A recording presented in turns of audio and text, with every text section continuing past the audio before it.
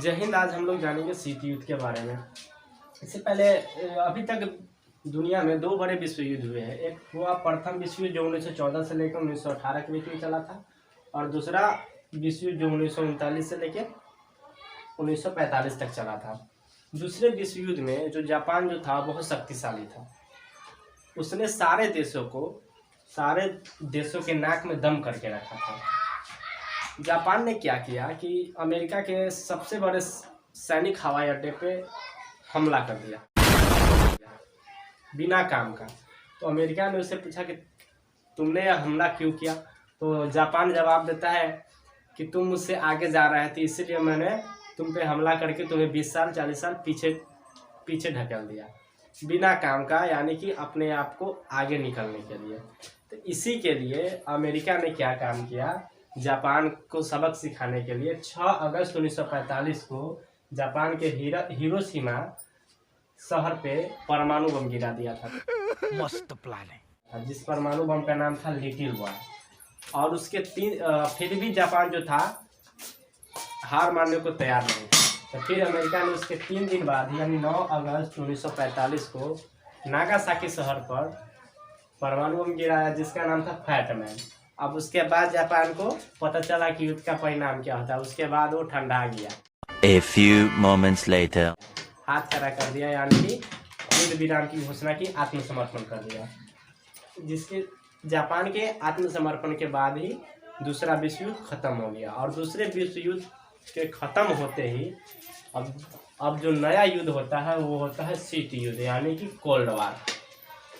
Cold war 1945 से लेके 1991 तक चलता है, यानी कि 46 साल तक यह युद्ध चलता है।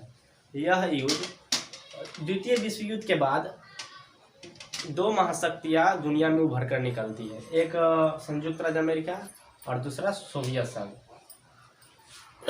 तो कहावत है कि एक म्यान में 2 तलवार नहीं रह सकती, या एक राज्य का 2 राजा नहीं हो सकता। वैसे ही दोनों शक्तिशाली देश थे और दोनों को एक दूसरे से आगे निकलने के लिए दूसरों को पीछे करना होता या खुद को आगे निकलना होता। तो दोनों में जो थी आपसी मतभेद होने लगी अमेरिका और सोवियत संघ के बीच में। तो शीत युद्ध क्या है? तो शीत युद्ध जो है यह ऐसा युद्ध है जिसमें हथियारों का इस्तेमाल होता ही नहीं है। यह एक जुबानी जंग है, यानी कि एक देश दूसरे देश पर आरोप लगाते हैं, आरोप प्रत्यारोप करते हैं।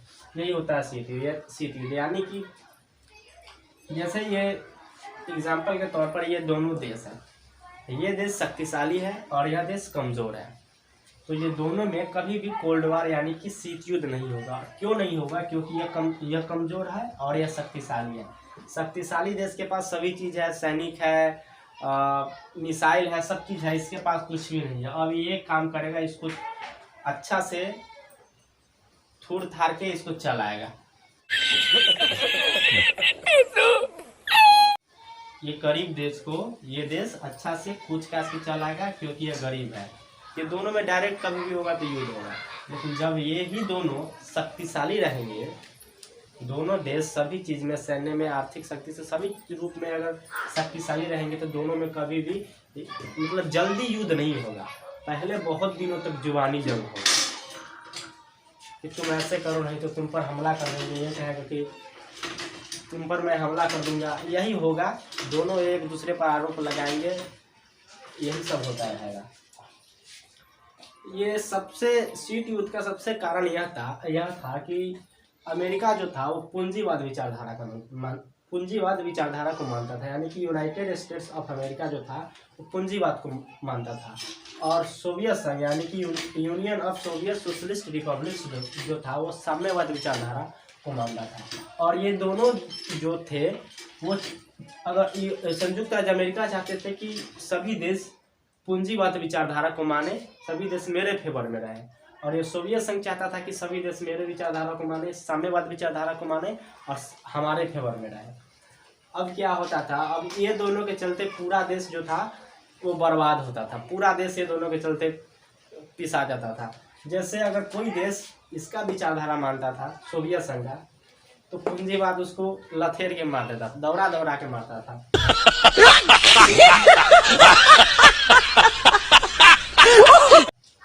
अगर कोई अगर इसका विचारधारा मानता था, संयुक्त राज्य अमेरिका का अगर विचारधारा कोई देश मानता था, तो सोवियत संघ उसको धूल चटा देता था। यानी कि ये दोनों के चक्कर में तीसरा का हालत खराब हो जाता था।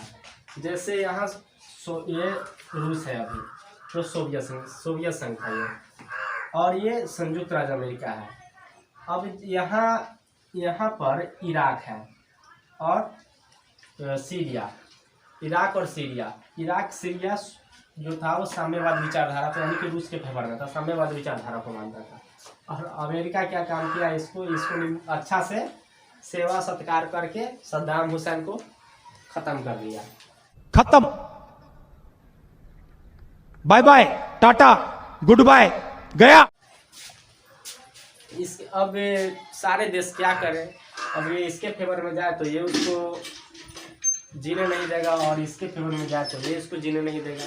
तो उन्होंने ये दोनों से बचने के लिए ये पूंजीवाद विचारधारा को, यानी अमेरिका को पहली दुनिया कहा गया, और साम्यवाद विचारधारा को मानने वाले देश को दूसरी दुनिया कहा गया।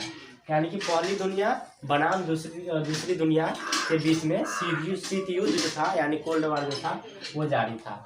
अब जो देश थे, यानी भारत और कुछ देश, ये सोचे कि हम ना ही पहली दुनिया में जाएंगे और ना ही दूसरी दुनिया में जाएंगे, हम अपना एक तीसरी दुनिया बनाएंगे। अब तीसरी दुनिया क्या होता है, यानी कि एक अपना गुट बनाएंगे, यानी कि ना ही पूंजीवाद विचारधारा के गुट में जाएंगे, ना ही साम्यवाद विचारधारा के गुट में जाएंगे, अपना एक गुट निरपेक्ष बनाएंगे, यानी कि नैन, जिसके बारे में हम अगले वीडियो में डिस्कस करेंगे। अभी के लिए बस इतना ही। आई होप कि आपको CTU समझ में आ गया होगा। मिलते हैं नेक्स्ट क्लास में। अगर वीडियो अच्छी लगी तो वीडियो को लाइक, चैनल को सब्सक्राइब और शेयर कीजिएगा। जय हिंद।